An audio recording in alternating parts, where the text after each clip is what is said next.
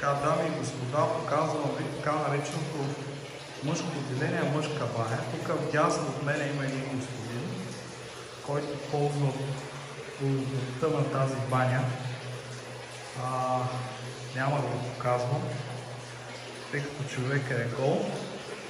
Той е имал дреме, но аз спазвам богоприличие, така.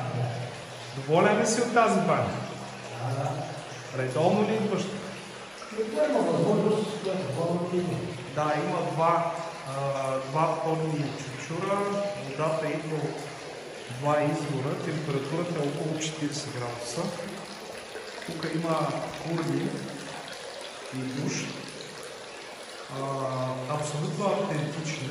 Върху нас има сграда, която представлява заслон.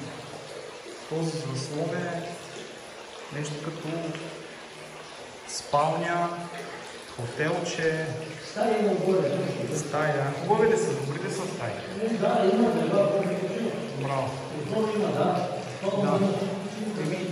Благодаря ти. Ще продължим напред. Показвам ви съблекалнята. Жив здрав. Излизаме навън.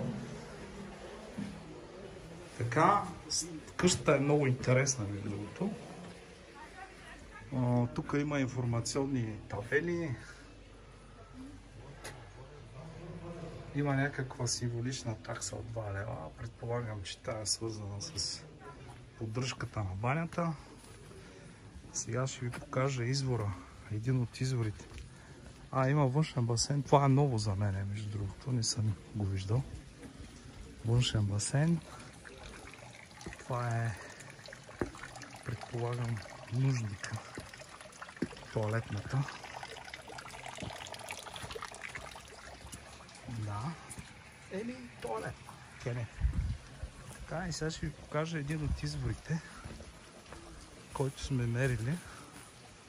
Той, за съжаление, е станал много трудно достъпен.